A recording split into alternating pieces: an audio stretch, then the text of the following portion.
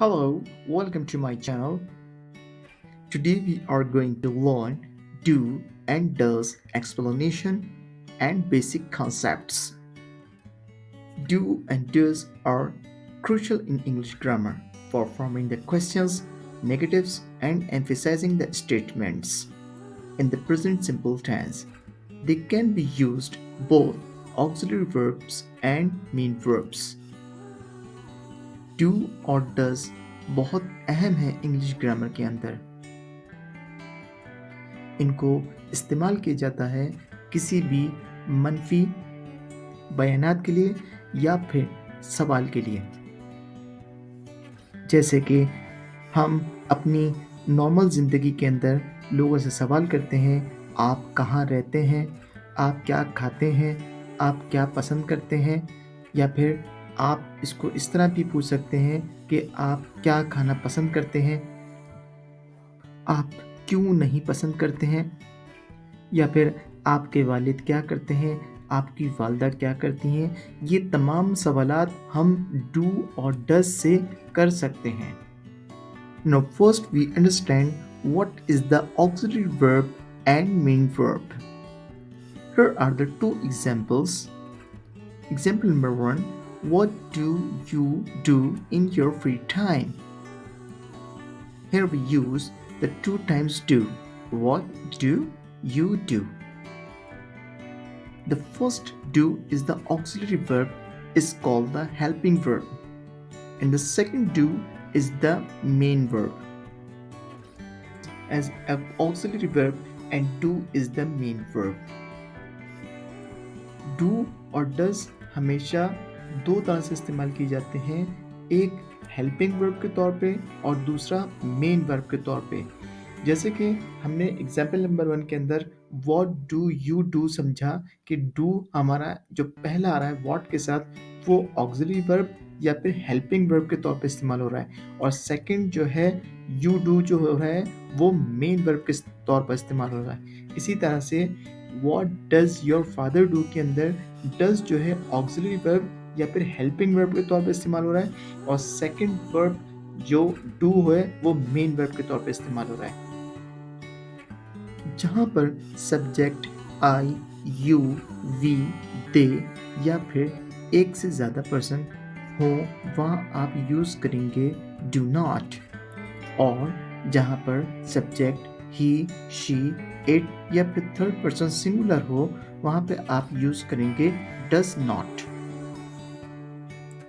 हम first example लेते हैं, I don't like spicy food. ये हमारी नेगेटिव स्टेटमेंट है, यानी मुझे मिर्चों वाला खाना पसंद नहीं है। देखें यहाँ पे सब्जेक्ट यूज हो रहा था आई, तो हमने इसके साथ यूज किया डू, और चूंकि ये नेगेटिव स्टेटमेंट है इसलिए इसके साथ यूज किया नॉट। तो आप इसका कॉन्ट्रैक्शन भी बना सकते हैं, जैसे कहेंगे I don't like spicy food. यहाँ पर हम एक और एग्जाम्पल से अपने कॉन्सेप्ट्स को मज़ीद क्लियर करते हैं। We do not understand the question, यानी कि ये नेगेटिव स्टेटमेंट है क्योंकि आप डू के साथ नॉट इस्तेमाल कर रहे हैं।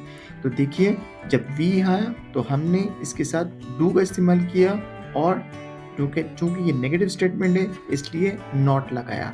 तो वी डोंट भी आप कह सकते हैं डू नॉट का कॉन्ट्रैक्शन बना के वी डू नॉट को कहेंगे we don't understand the question. अब हम अपनी नेगेटिव स्टेटमेंट डज का इस्तेमाल करके लेंगे, जैसे कि एग्जाम्पल में she does not like rude behaviour. देखिए स्टूडेंट्स, हम आपको ये बात पहले समझा चुके हैं कि जब भी ही, शी, इट या फिर थर्ड पर्सन सिंगुलर होगा तो हम उसके साथ डू इस्तेमाल नहीं करेंगे, हमेशा डज इस्तेमाल करेंगे। जैसे कि she does not like rude behaviour, आप इसको कॉन्ट्रैक्शन भी बना सकते हैं, शी डजंट, जो डज नॉट को शो करेगा, she doesn't like rude behaviour. यहाँ पे हम एक और एग्जाम्पल लेते हैं, it does not rain much in the desert. देखें ये भी नेगेटिव स्टेटमेंट है कि सहरा के अंदर बारिश कम होती है। यहाँ पे हम एक और एग्जाम्पल लेते हैं, it does not rain much in the desert. देखिए ये भी नेगेटिव स्टेटमेंट है कि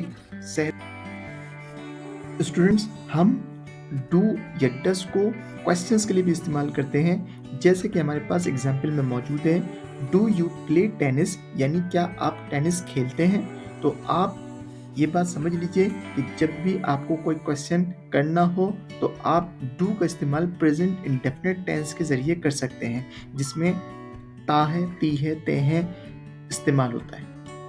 प्रेजेंट इंडेफिनिट टेंस के अंदर हम डू और डस को इस्तेमाल करते हुए बेतहाशा क्वेश्चंस कर सकते हैं, जैसे कि एग्जाम्पल नंबर 2 में क्वेश्चन है do you want to go to the party.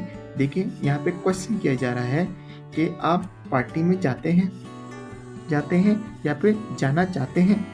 अब हम डस को इस्तेमाल करके भी क्वेश्चन कर सकते हैं, जैसे कि एग्जाम्पल के अंदर मौजूद है डज शी लाइक पिज़्ज़ा, क्या वो पिज़्ज़ा पसंद करती है। अब हम अपने कॉन्सेप्ट्स को मज़ीद क्लियर करने के लिए एक और एग्जाम्पल लेते हैं डज से। Does he speak French fluently, क्या वो फ्रेंच रवानी से बोलता है। WH के साथ भी डू और डस को एज अ हेल्पिंग वर्ब इस्तेमाल करते हुए हम क्वेश्चंस कर सकते हैं। WH के मतलब व्हाट, वेयर, व्हेन, व्हाई, ये तमाम WH के क्वेश्चंस होते हैं।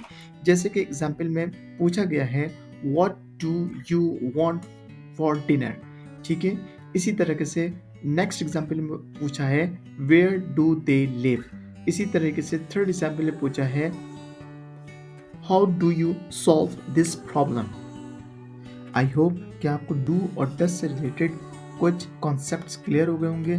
फिर भी कुछ कन्फ्यूजन्स हो तो आप मुझसे कमेंट्स बॉक्स में पूछ सकते हैं। Please like and subscribe my channel. Thank you for watching. Take care. Good bye.